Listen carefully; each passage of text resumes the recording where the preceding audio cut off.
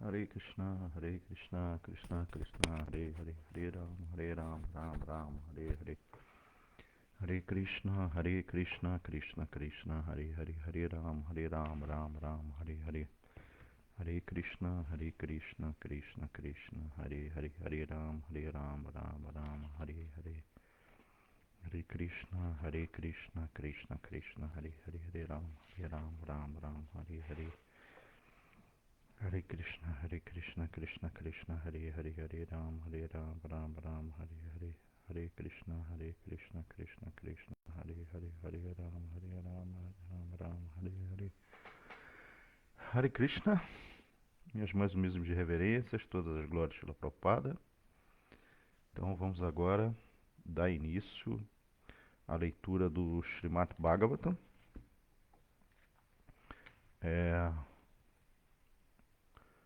O canto é o terceiro canto. O capítulo é 21. É a conversa entre Manu e Kardama Muni, né? Esse canto, o terceiro canto, é um canto mais filosófico. Ele é um canto que traz muito mais informação filosófica. Ele também fala sobre a descendência de Manu, né? E um desses descendentes de Manu é o Sr. Kapiladeva. Você está me ouvindo bem, Marcos? Hare Krishna. Então, vamos lá. Começar a cantar a canção que Srila Prabhupada pedia que cantássemos quando fôssemos fazer a leitura do Srimad Bhagavatam. Então Jayurada Madhava Jaya Kunja Bihari. Jayurada Madhava Jaya Kunja Bihari. Jaya Gopijana Vallabha Girivaradari. Jaya Gopijana Vallabha Girivaradari. Yashodanandana Vrajajana Ranjana. Yashodanandana Vrajajana Ranjana. Yamunatira Vananchari. Yamunatira Vananchari. Jayurada Madhava Jaya Kunja Bihari. Jaya Gopijana Vallabha Girivaradari. Jaya Gopijana Vallabha Girivaradari. Yashodanandana Vrajajana Ranjana. Yashodanandana Vrajajana Ranjana. Yamunatira Vananchari. Yamunatira Vananchari. Então vamos dar início à leitura. Eu só estou aqui.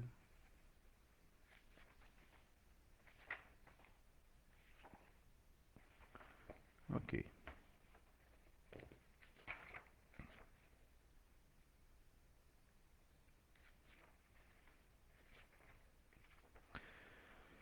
Om Namo Bhagavate Vasudevaya. Om Namo Bhagavate Vasudevaya.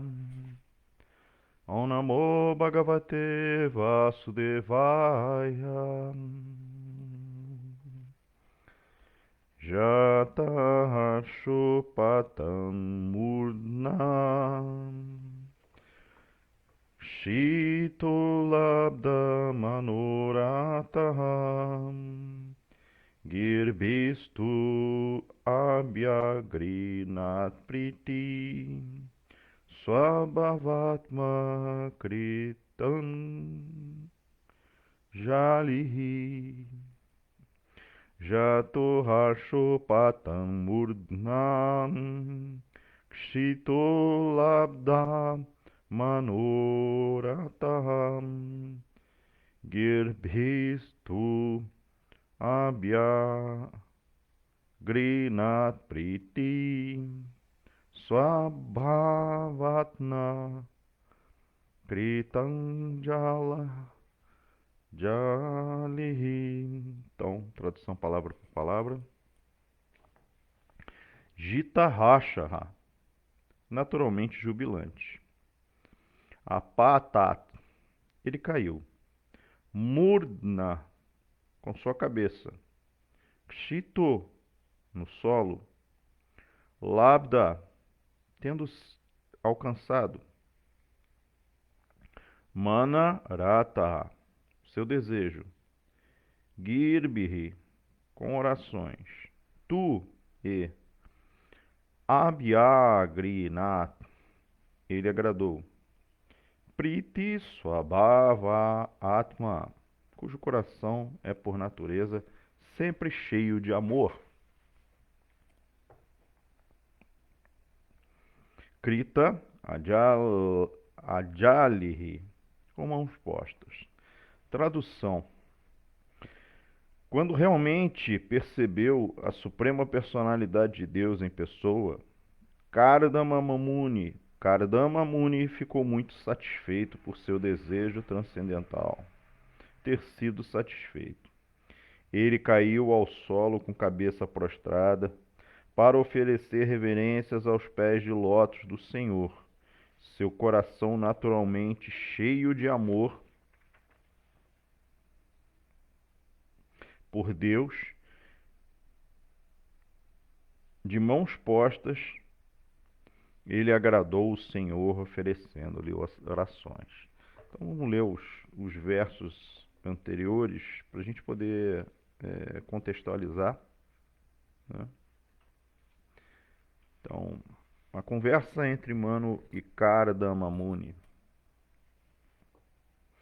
Vidura disse: a linhagem de Swayambhuva Manu era muito estimada. Ó adorável sábio, suplico-te que me relates acerca desta raça cuja progenie multiplicou através do intercurso sexual.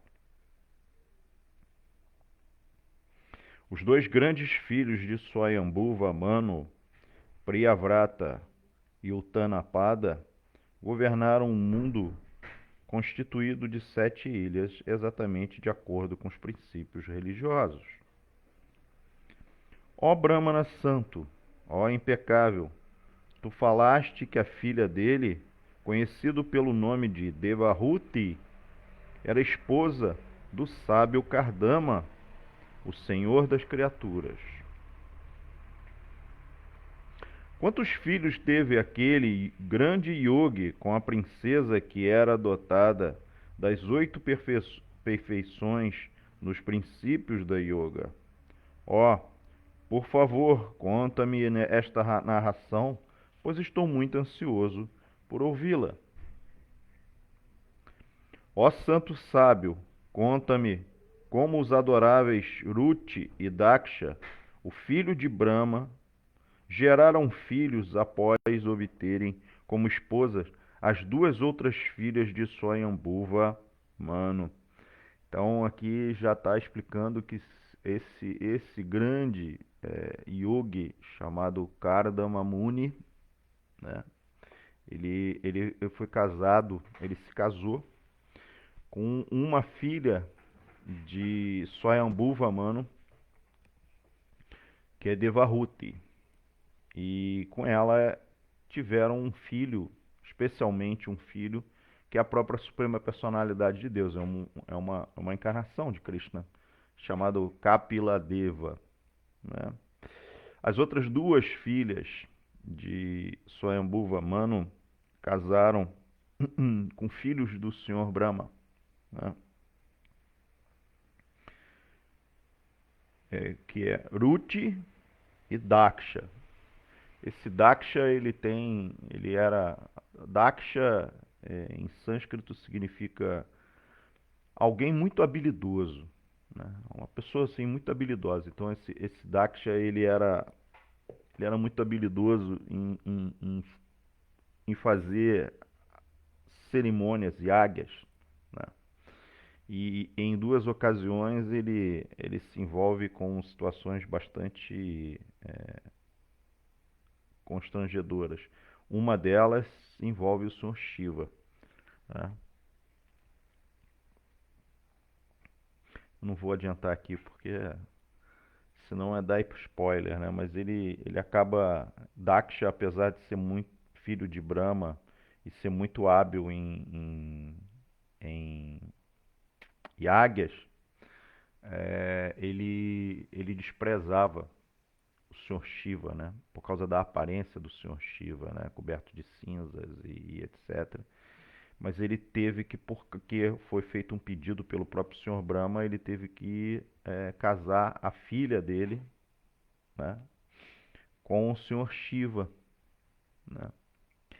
E aí, bom, aí numa assembleia para fazer uma homenagem a Daksha, é, ele se sente ofendido pela presença do Sr. Shiva e ofende o Sr. Shiva. E aí, assim, as consequências são terríveis, né? Isso mostra também a questão do orgulho que é inerente ao avanço espiritual, né?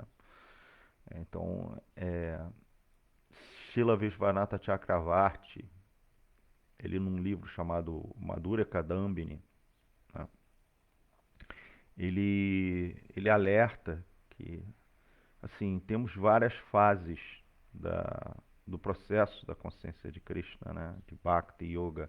A primeira é Shraddha, que é a fé. Depois a segunda é Sadhusanga, se associar com pessoas santas. Depois é Bhajana Kriya, que é praticar o processo de sadhana, é fazer bhajana para Krishna, né? Cantar os santos nomes, participar de kirtana, fazer a leitura, né? Tudo isso faz parte do sadhana. E aí a quarta fase se chama Anartha Nivriti. Anartha Nivriti significa se livrar das más qualidades, né? São as más qualidades que a gente foi adquirindo ao longo de várias milhões, infinitas vidas que tivemos nesse mundo material, né? E aí são assim, o egoísmo, a preguiça, a inconstância, o desejo de desfrutar da natureza material sem a presença, sem compartilhar com Krishna, né? A mentira, todas essas más tendências são anartas que a gente traz de uma vida para outra, né?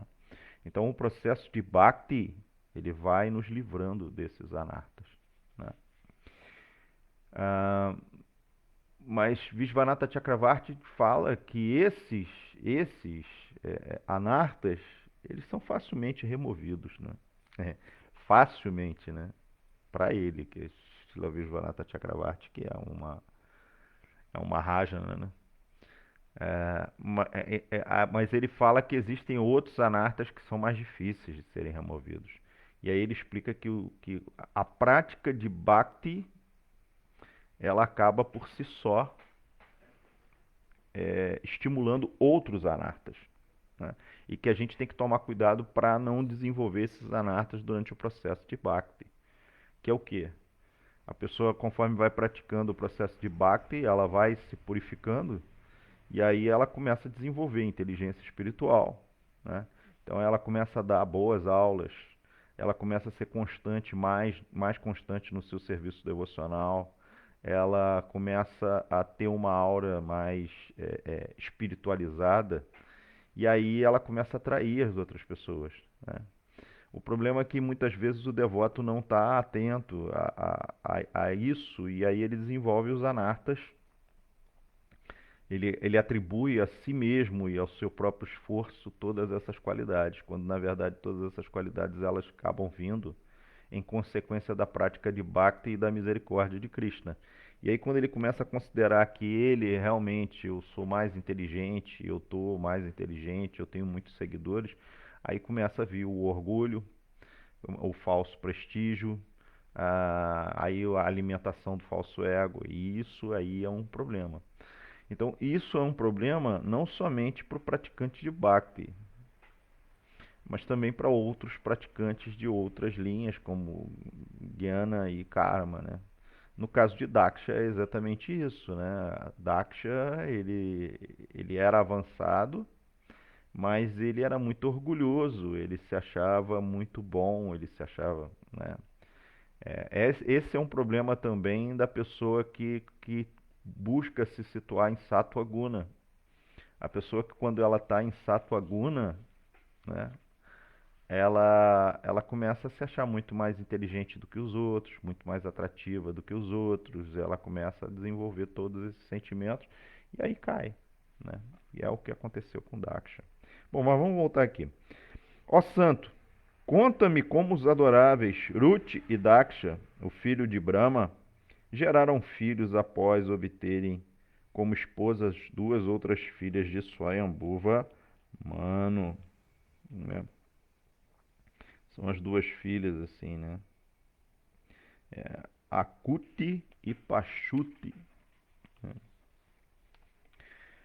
O grande sábio Maitreya replicou: tendo recebido a ordem do Senhor Brahma de gerar filhos nos mundos, o adorável Kardama Muni praticou penitências às margens do rio Sarasvati por um período de 10.000 anos. Então, Kardama Muni ele pratica essas grandes austeridades, essa meditação yógica, né, por 10.000 anos. 10.000 anos nossos, né, humanos. Mas assim, esses são rishis e a duração de vida deles é muito maior, né? Eles têm duração de vida de milhões de anos, né? E o Senhor Brahma é de trilhões de anos, né? Então vamos continuar aqui.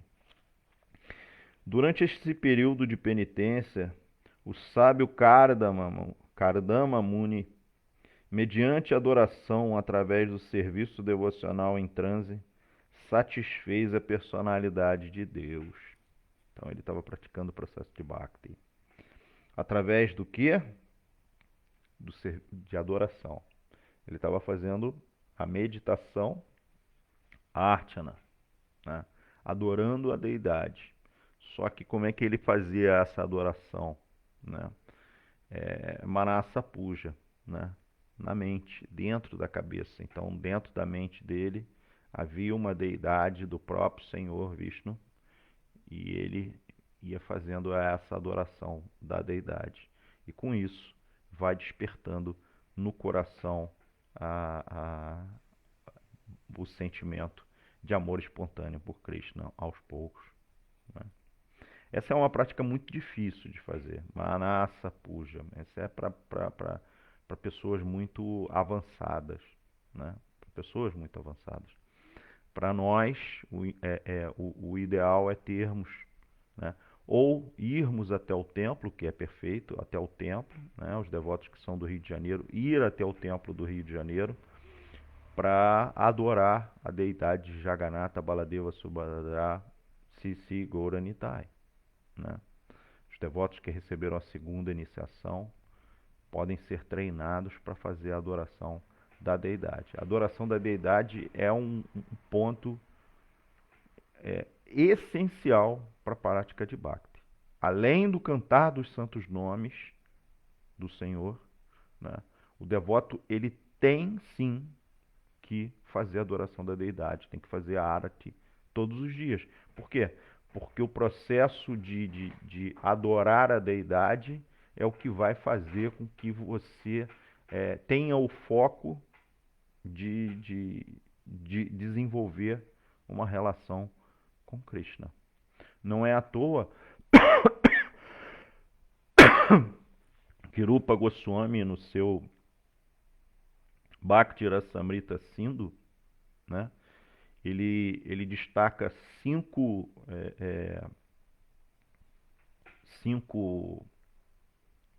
aspectos principais de Bhakti, né?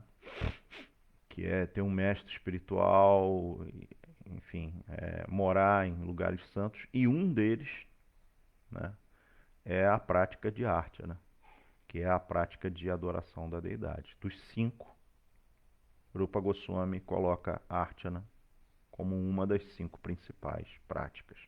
E que deve ser praticada todas as 5. São as 5 mais importantes. Uma delas é a Archana.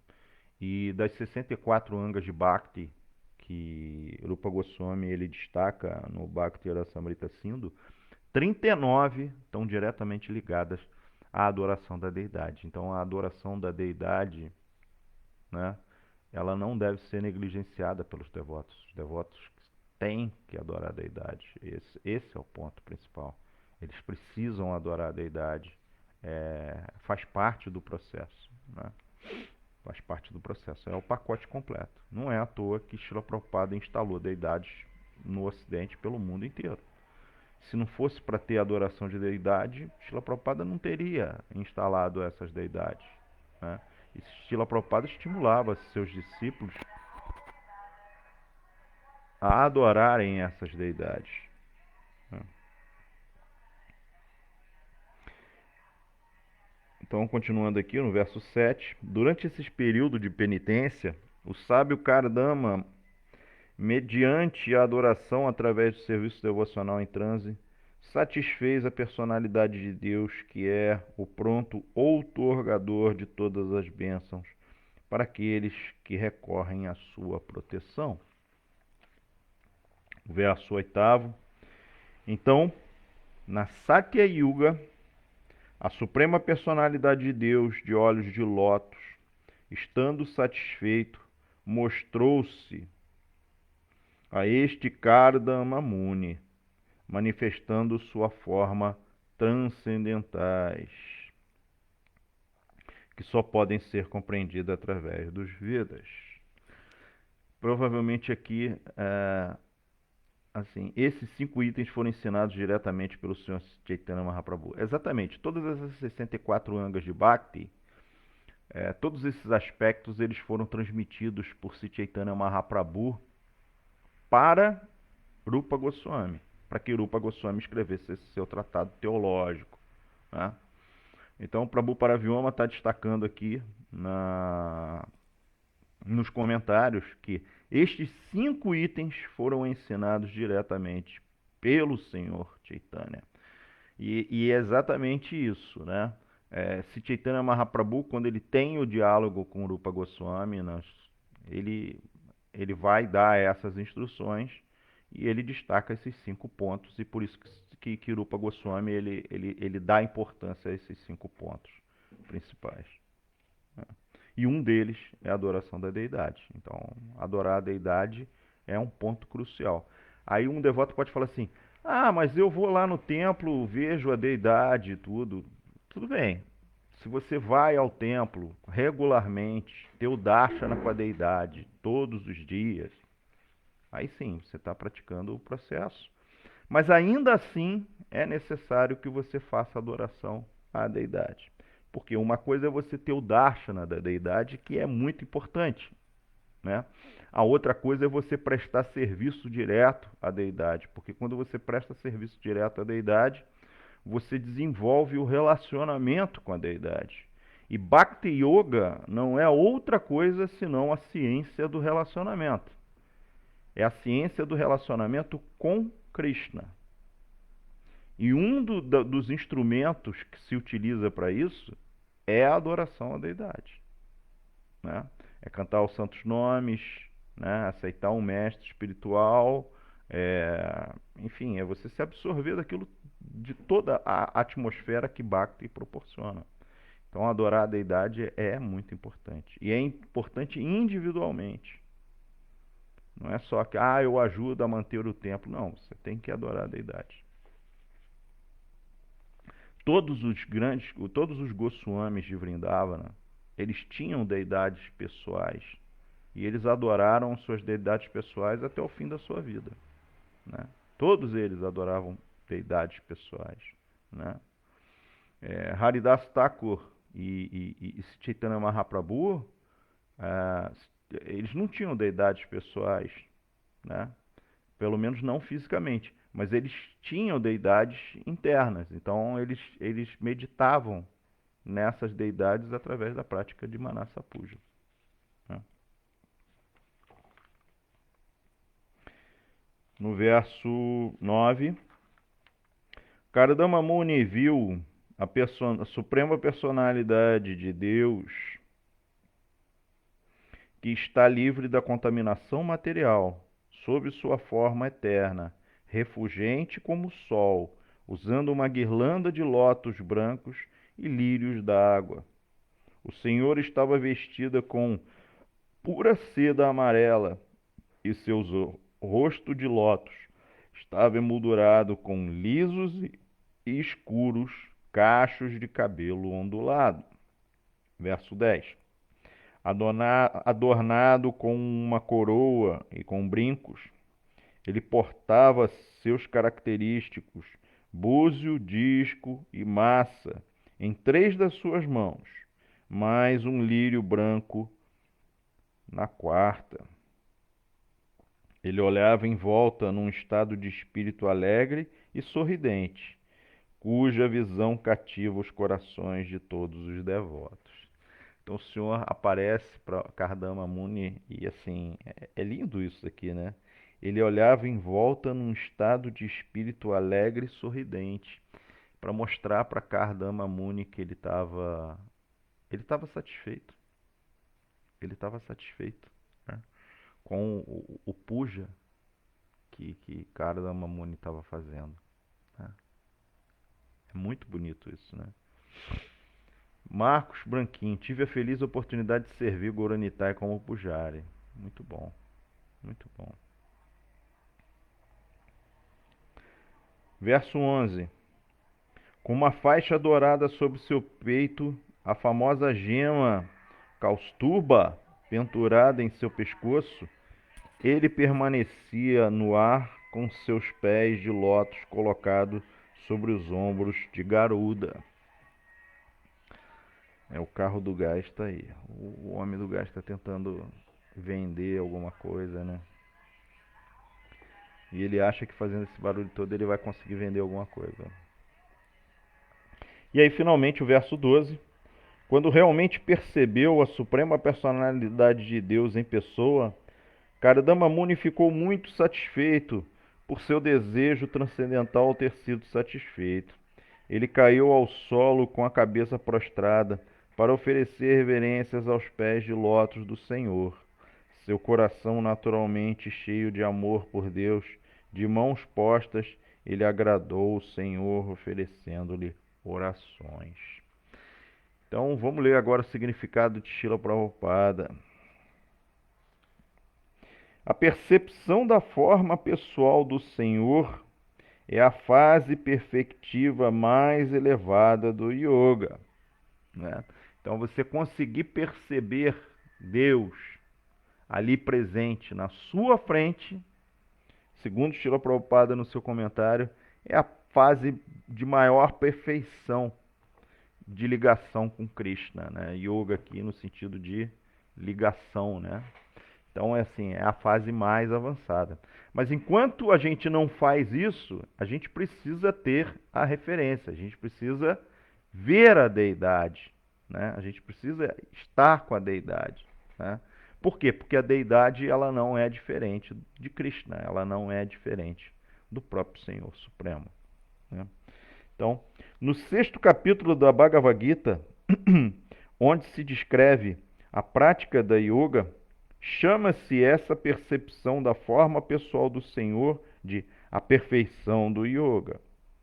Após praticar as posturas sentadas e outros princípios regulativos do sistema, alcança-se finalmente a fase de Samadhi, absorção no Supremo.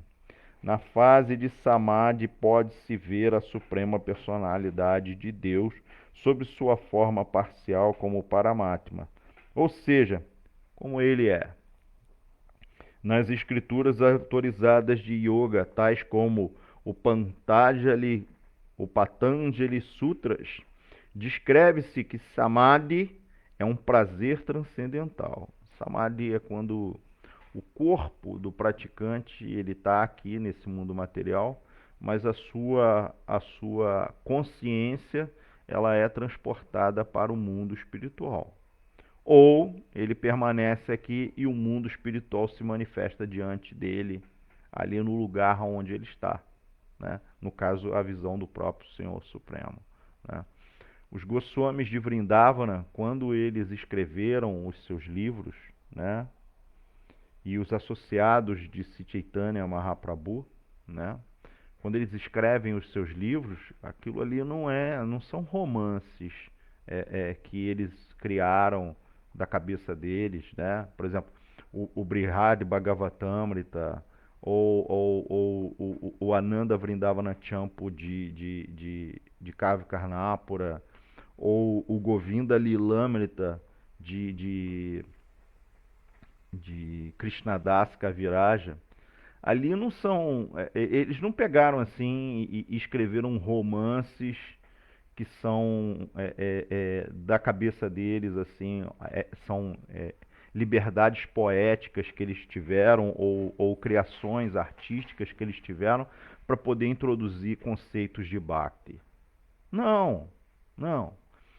Esses livros, como é o caso do Srimad Bhagavatam e etc., eles são janelas para o mundo espiritual, né? Então esses grandes Vaishnavas, essas grandes personalidades, eles descrevem em seus livros aquilo que eles experimentaram na visão do seu Samadhi. Então, quando a consciência deles se transporta, né, para o mundo espiritual, como é o caso de Kavi Karnapura, como é o caso de Vishvanatha Chakravarti, dos Goswamis de Vrindavana e etc., quando a consciência deles é transportada para o mundo espiritual, quando a consciência deles volta, eles vão e escrevem aquilo que eles conseguiram ver, aquilo que eles tiveram de pratyaksha, de percepção direta do mundo espiritual. Então esses livros, eles são importantes por quê? Porque eles são a percepção direta do mundo espiritual que esses devotos tiveram no seu samadhi. Por exemplo, Krishnadas Kaviraja Goswami, né? Krishnadas Kaviraja Goswami, ele escreveu a biografia de Sri Chaitanya Mahaprabhu, né? Krishnadas Kaviraja Goswami, ele é contemporâneo de Chaitanya Mahaprabhu, ele já estava aqui nesse mundo quando Chaitanya ele aparece nesse mundo um pouco depois que Chaitanya Mahaprabhu aparece nesse mundo. Me parece que ele é 10 anos mais novo que Chaitanya Mahaprabhu, né? Mas ele não teve contato com Chaitanya Mahaprabhu, ele não chegou a ter o darshana direto com Chaitanya Mahaprabhu, né? Mas aí como é que ele fez para fazer a biografia de Chaitanya Mahaprabhu? O primeiro ponto é que ele era discípulo de Raghunatha Bhatta Goswami, né? Então Raghunatha Bhatta Goswami ele vai descrevendo, né? Ele vai Raghunatha Bhatta Goswami ele teve acesso a Chaitanya Mahaprabhu, ele viu Chaitanya Mahaprabhu e ele conviveu com Chaitanya Mahaprabhu, porque ele era servo de Swarupa Damodara Goswami, que era secretário pessoal de Chaitanya Mahaprabhu, que cuidou de Chaitanya Mahaprabhu por muitos anos, muitos anos. Ele cuidava pessoalmente de Chaitanya Mahaprabhu no Gambhira, né? Então ele ouviu todos os relatos que Raghunatha Bhatta Goswami faz de Chaitanya Mahaprabhu. Mas quando ele foi escolhido, porque na verdade a comunidade Gaudiya Vaishnava, não foi que ele falou assim, eu vou escrever a biografia de Chaitanya Mahaprabhu. Não. A comunidade Gaudiya Vaishnava é que, devido à erudição dele, ao grande grau de rendição a Krishna, ao profundo conhecimento de Bhakti, eles elegem ele para ele fazer a segunda parte da biografia de Sri Chaitanya Mahaprabhu, porque a primeira parte da biografia de Sri Chaitanya Mahaprabhu, que é o Chaitanya Bhagavata, já tinha sido escrito por Vrindavana Das Thakur, né?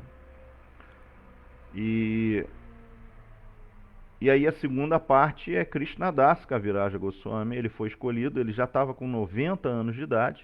Então, quando ele escreve o Chaitanya Charitamrita, ele escreve daquilo que ele ouviu do seu mestre espiritual e lhe foi entregue 2 diários de associados de Chaitanya Mahaprabhu. Um é Murari Gupta, que teve muito acesso a Chaitanya Mahaprabhu e que teve muito cuidado de anotar muita coisa que Chaitanya Mahaprabhu disse, né? Muita coisa que Chaitanya Mahaprabhu disse. E Swarupa Damodara, que estava ali no convívio diário com Chaitanya Mahaprabhu e anotava tudo que Chaitanya Mahaprabhu falava, tudo que Chaitanya Mahaprabhu falava, todas as instruções de Chaitanya Mahaprabhu, todas os comportamentos de Chaitanya Mahaprabhu, e anotou também aquilo que Chaitanya Mahaprabhu disse sobre os diálogos que ele teve com várias personalidades, como Rupa Goswami, como Ramananda Roy, né? Mas ainda assim, apesar disso tudo, né, podem haver algumas lacunas. E aí como é que Krishnadas Kaviraja Goswami ele preenche essas lacunas? Aí é o Samadhi. Ele se absorve em meditação em Chaitanya Mahaprabhu, e aí a sua consciência ela é transportada para o mundo espiritual, onde lhe é revelado todas essas conversas, todos esses diálogos, todas essas coisas, e aí ele transcreve ali. Então, a biografia de Chaitanya Mahaprabhu presente no Chaitanya Charitamrita é o retrato, né, da vida de Chaitanya Mahaprabhu, né? Então, isso é que é o Samadhi.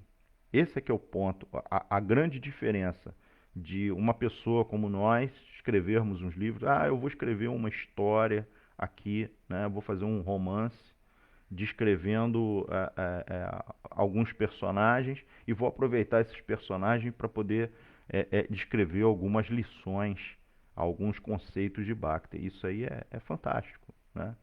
Mas no caso desses grandes devotos, eles não fizeram isso, não é liberdade artística. O que eles estão fazendo ali é descrevendo aquilo que eles viram na visão do seu samadhi, do seu transe místico. Lila Govinda Das. Quando morei nos templos da ISKCON, pude viver situações surreais e sobre-humanas. No templo, as ofensas aos santos nomes são minimizadas e cantando os santos nomes sem ofensas, mesmo por um instante, pode-se atingir toda a fortuna. Na verdade, Prabhu, quase todas as pessoas elas cantam os santos nomes de maneira ofensiva, né? A gente tem que ir cantando e se purificando para um dia cantar de forma menos ofensiva, né? Inclusive para cantar os santos nomes também, aprender a cantar os santos nomes de maneira menos ofensiva, a gente precisa se associar com os outros sadhus, né? E a gente precisa cantar o Gayatri, adorar a Deidade, a gente precisa se absorver em toda essa atmosfera de Bhakti, porque aí só aí a gente vai conseguir cantar os santos nomes de maneira não ofensiva. Prabhu Paravyoma escreve, sim, exatamente, Prabhu. Murari Gupta era vizinho de Jagannatha Mishra, o pai do Sr. Chaitanya, e escreveu um diário sobre a infância do Sr. Chaitanya Mahaprabhu. Exatamente. Exatamente, ele teve muito convívio com Chaitanya Mahaprabhu, né? Não tem nenhum grande preceptor, mestre espiritual, que tenha uma biografia tão detalhada como Chaitanya Mahaprabhu. Em toda a história do mundo não tem, só Chaitanya Mahaprabhu. Né? Então vamos lá, continuando aqui, né? O sistema de yoga de Patanjali chama-se Astanga Yoga, né? Asta, 8, Anga, 8 aspectos. Yoga em 8 aspectos, né? E aí tem aqueles outros aspectos, né? Às vezes os impersonalistas corrompem o sistema de yoga de Patanjali por serem monistas. Patanjali descreve que a alma fica transcendentalmente satisfeita quando se encontra com a superalma e a vê. Admitindo-se a existência da superalma e da alma individual, anula-se a teoria impersonalista do monismo. Portanto, alguns impersonalistas e filósofos do vazio distorcem o sistema de Patanjali a seu próprio modo e corrompem todo o processo de yoga. Então, Srila Prabhupada está explicando aqui que o processo de Ashtanga Yoga ele não tem outro propósito senão fazer a ligação entre o praticante da Ashtanga e o Paramatma no coração, né? A suprema alma no coração.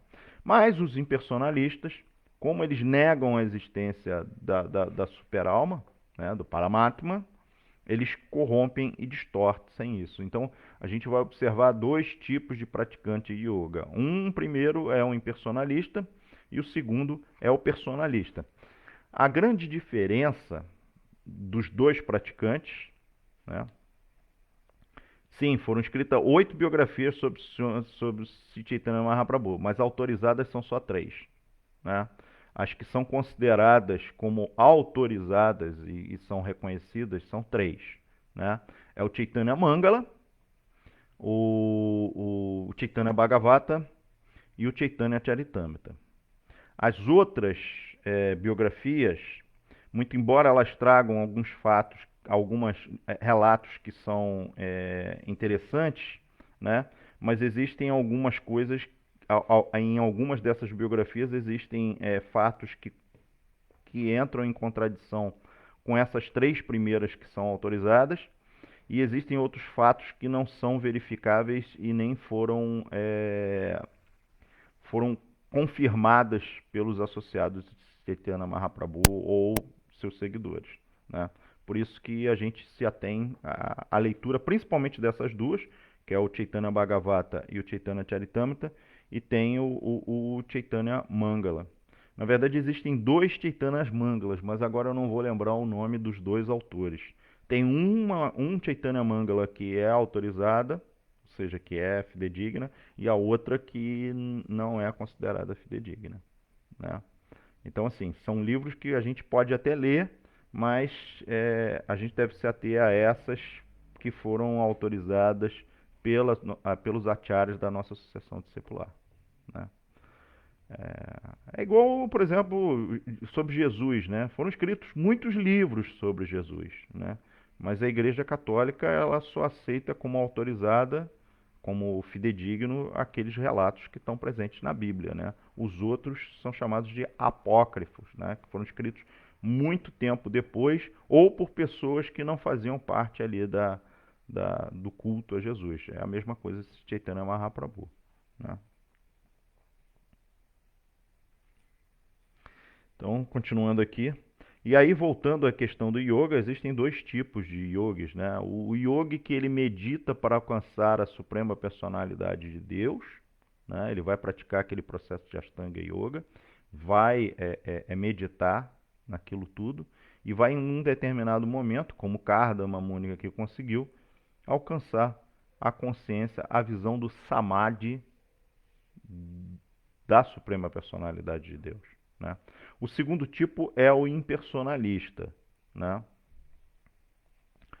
O segundo tipo é o impersonalista. O que o impersonalista ele faz? Ele vai meditar é, buscando a si mesmo, né?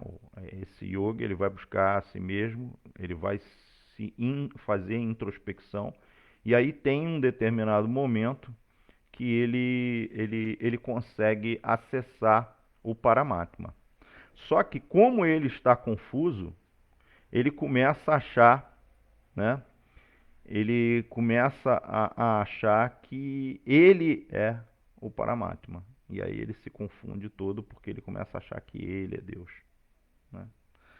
Então, dando prosseguimento aqui à leitura, segundo Patanjali, quando nos livramos de todos os desejos materiais, alcançando nossa verdadeira situação transcendental, e percepção desta e a percepção desta fase chama-se poder espiritual. As pessoas que executam atividades materiais envolvem-se nos modos da natureza material. As aspirações dessas pessoas são: 1. Tornar-se religiosas. 2. Enriquecer-se economicamente. 3. Capacitar-se a satisfazer os sentidos. E, por fim, tornarem-se unas com o Supremo. Segundo os monistas, quando um yogi torna-se uno com o Supremo e perde sua existência individual, ele alcança a fase máxima, chamada Kaivalya. Na verdade, a fase de percepção da personalidade de Deus, que é Kaivalya, na realidade, a fase de percepção da personalidade de Deus é que é Kaivalya. A unidade de entendimento de que o Senhor Supremo é plenamente espiritual e de que, em compreensão espiritual plena, pode-se saber o que Ele é, a Suprema Personalidade de Deus, chama-se Kaivalya, ou na linguagem de Patanjali, percepção do poder espiritual. Então, Kaivalya é quando a pessoa tem a compreensão da Suprema Personalidade de Deus.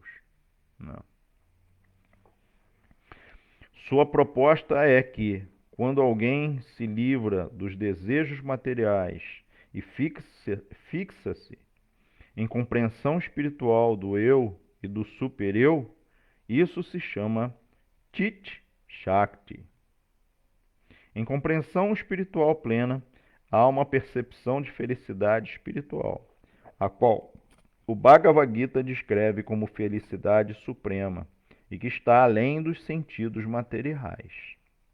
O transe é descrito como sendo de dois tipos: Sampragyata e Asampragyata, ou seja, especulação mental e autorrealização.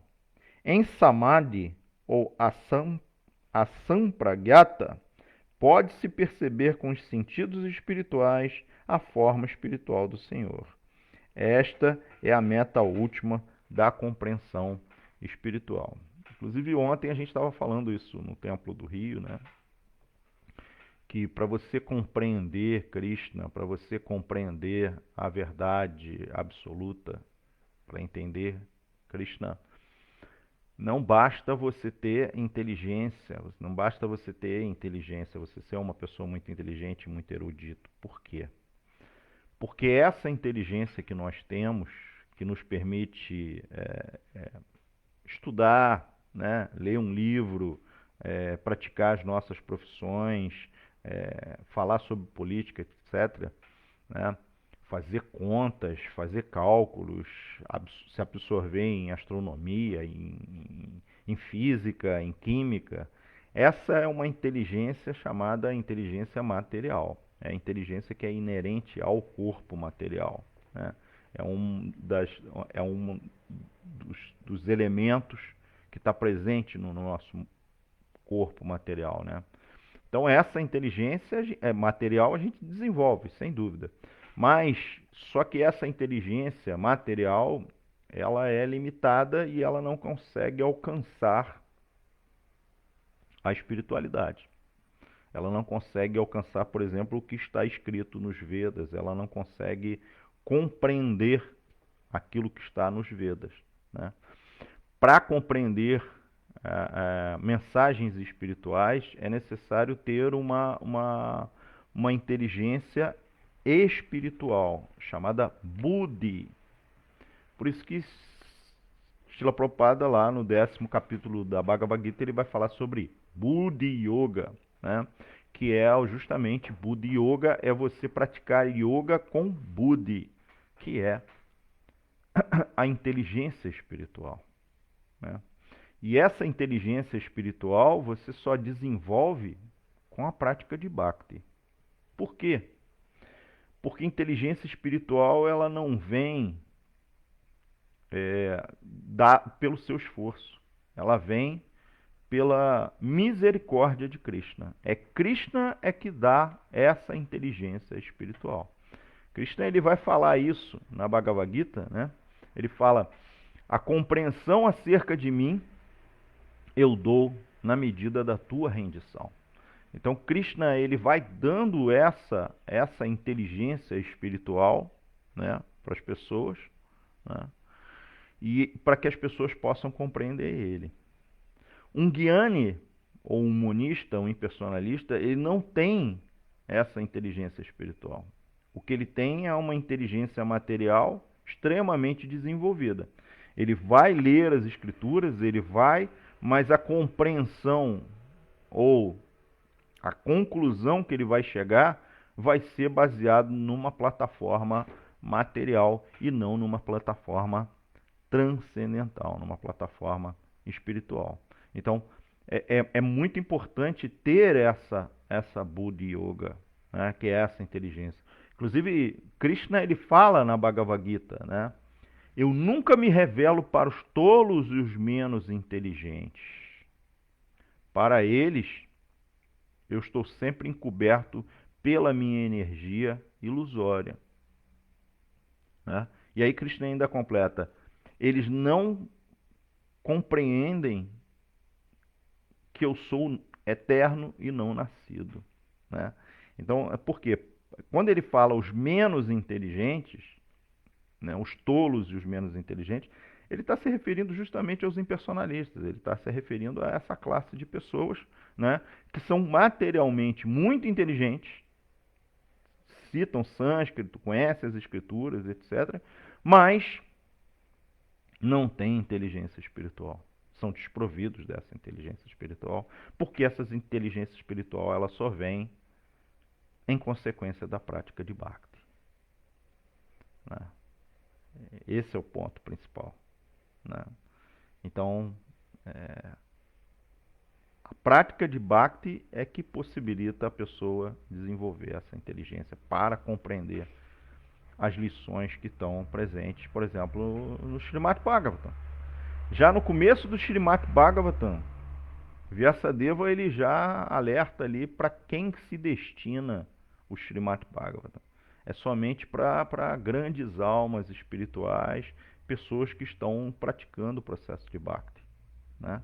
Pessoas que não praticam o processo de Bhakti, praticam Jnana ou praticam Karma, etc., vão ler o Srimad Bhagavatam e não vão conseguir entender o que está escrito ali. Eles vão tentar interpretar e vão chegar a conclusões equivocadas. E tem um monte de gente escrevendo livros sobre o Bhagavad Gita, sobre o Bhagavatam, mas são conclusões completamente equivocadas porque eles não têm a capacidade para poder descrever a realidade, né? Então, no caso específico desse verso que eu citei da Bhagavad Gita, que Krishna fala, eles não compreendem a minha verdadeira natureza e que eu sou não nascido, porque os impersonalistas acham que Krishna é somente uma personalidade, né? Que ele antes ele era impessoal, né? Krishna fala isso. Eles acham que antes eu era impessoal e eu tomo essa forma pessoal. Então eles acreditam que o Brahman impessoal ele vai e toma essa forma de Krishna para poder dizer, mas o princípio máximo é o Brahman impessoal. Mas Krishna ele não vai concordar com isso. Na própria Bhagavad Gita, Krishna ele vai falar sobre isso no 14º capítulo, é o último verso do 14º capítulo, em que Krishna fala: eu sou a origem do Brahman impessoal. Então, não é que Krishna não fala eu vim do Brahman impessoal. Não, Krishna fala textualmente em sânscrito: eu sou a origem do Brahman impessoal.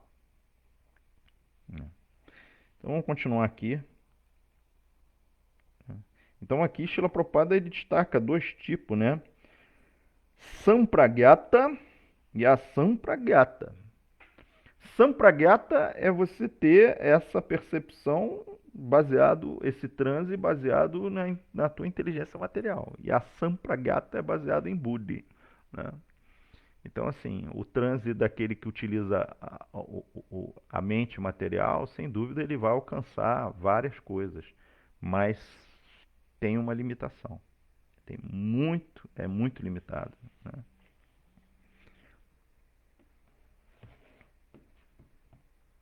Então, continuando aqui.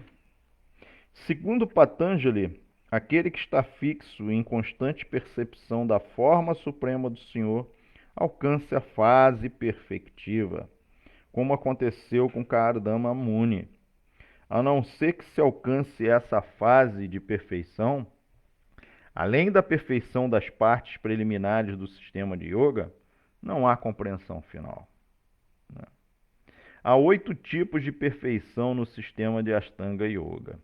Quem os alcança pode tornar-se mais leve que o mais leve e maior do que o maior, e pode obter qualquer coisa que deseje.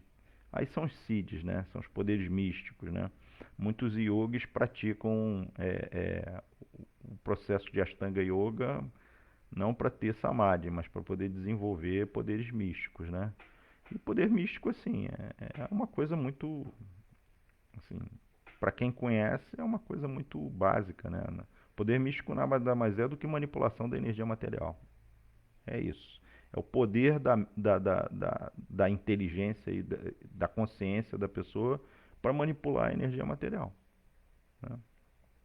Isso aí o homem faz com aparelhos. Qualquer homem vai e faz isso com aparelhos, né? Mas aí é utilizando a mente, né? Aí a pessoa faz um esforço enorme, né? Por exemplo, tem uma história que se conta assim que o yogi ficou assim dezenas de anos meditando perfeitamente para poder criar fogo. Aí ele vai, desce da montanha e aí ele mostra, ó, eis o meu poder, eu consigo criar fogo. Aí ele faz uma chama aparecer nas mãos dele. É impressionante. Aí vai um homem assim, que nunca praticou yoga, vai lá e acende uma fogueira com a pederneira e faz a mesma coisa que ele, sem muito esforço. Ele ficou sem dezenas de anos para poder desenvolver aquela técnica, mas um homem que nunca praticou yoga ali, um instrumento faz a mesma coisa que ele. Então, assim, no fundo, esses poderes místicos, eles são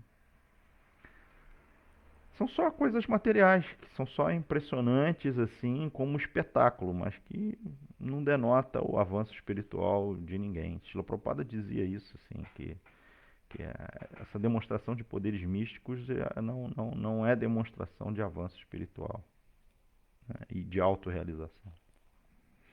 Mas, sem querer a obtenção de semelhante sucesso material no yoga, chega a ser a perfeição, ou a última meta.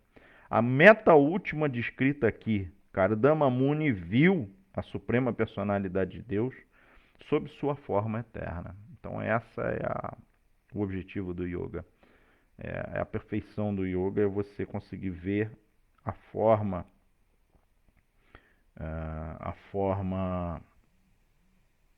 eterna do Senhor. O serviço devocional começa a partir da relação da alma individual com a alma suprema, ou seja, Krishna e os devotos de Krishna. E quem chega a esse ponto não cai mais. Se através do sistema de yoga alguém quiser alcançar a fase de ver a Suprema Personalidade de Deus face a face, mas, no entanto, sentir atração por alcançar algum poder material, será impedido de prosseguir adiante. Então, Srila Prabhupada está falando aqui. Se a pessoa está praticando isso, mas ela tem desejo de desenvolvimento de poder místico, e tem vários poderes místicos, assim. Um dos poderes místicos é carisma, né? É ser reconhecido pelos outros. Lembra que a gente estava falando sobre os anartas, que são inerentes à prática de Bhakti, né? Então, assim, esse orgulho, assim, a pessoa está buscando muitos seguidores, ou ela está buscando reconhecimento, isso aí é um anarta e ela não vai conseguir chegar à perfeição. O gozo material, conforme é encorajado por yogis farsantes, nada tem a ver com a percepção transcendental da felicidade espiritual. Os verdadeiros devotos que praticam Bhakti Yoga Aceitam somente as necessidades material da vida absolutamente necessária para manter-se vivos. Eles abstêm-se totalmente de todo o exagerado gozo material dos sentidos. Eles estão dispostos a submeter-se a todos os tipos de tribulações, desde que possam prosseguir na compreensão da personalidade de Deus.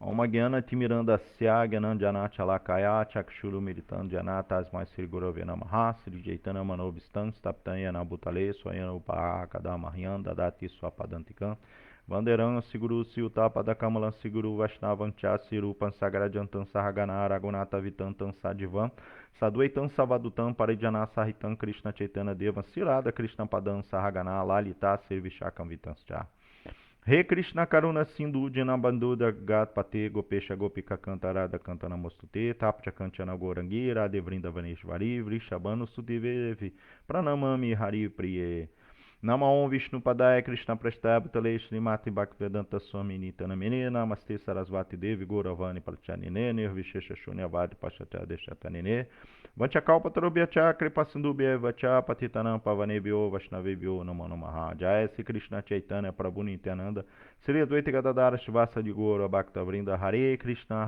Krishna Krishna Hare Hare Hare Rama Rama Rama Hare Hare. Otávio Daniel, poderes místicos, mais do mesmo, são ferramentas egocêntricas. São práticas de inteligência espiritual utilizadas no benefício material, desde que não seja outro método material que se exija menos esforço. Então, na verdade, o que acontece? Existe uma grande diferença entre o praticante de yoga porque está buscando a Deus, aquele que está praticando yoga para poder crescer, ou seja, ter, entre aspas, autorrealização. Então vamos falar do segundo primeiro, né? Do primeiro. O primeiro é aquele que está buscando a Deus. Ele está buscando a Deus e ele está praticando o processo perfeitamente.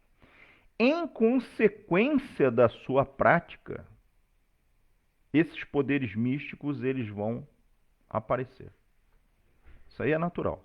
Em consequência da prática de yoga, de Bhakti Yoga, o praticante ele vai desenvolver poder místico naturalmente. Só que o objetivo dele não é o poder místico. O poder místico ele é somente uma consequência. É uma capacidade de desenvolvimento, é uma consequência dessa prática, né? O segundo tipo, que é aquele que não está buscando a Deus, ele busca o poder místico em si. Essa que é a grande diferença. Enquanto que o primeiro tem poder místico em consequência, o segundo ele busca o poder místico como meta.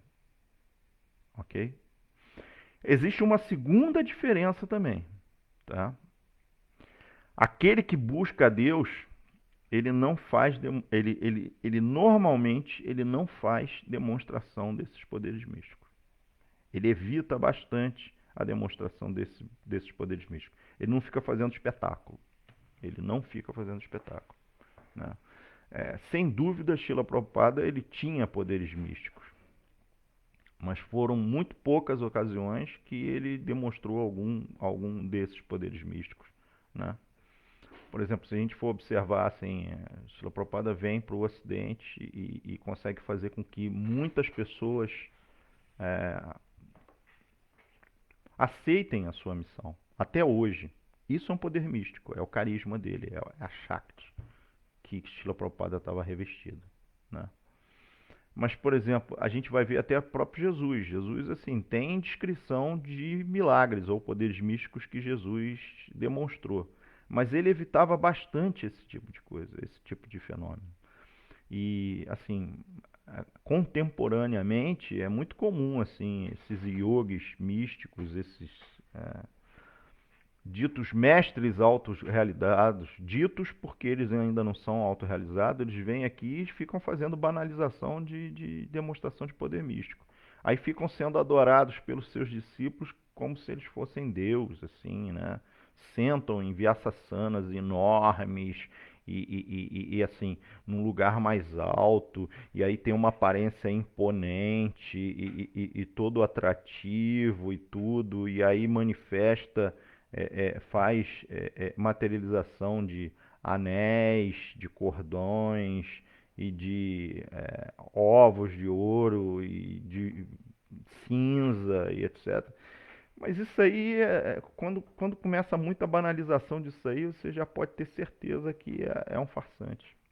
É um farsante. A pessoa que ela não fica fazendo essas demonstrações, né? A pessoa que segue a Deus, que está buscando, né? Então, Prabhupada, porém na atual era de Kali não é mais possível alcançar essa perfeição por meio dessas práticas de Ashtanga Yoga. É, é. Mas alguns deles acabam desenvolvendo algum poder místico, né? E aí acabam enganando um monte de gente, né? Bom, enfim.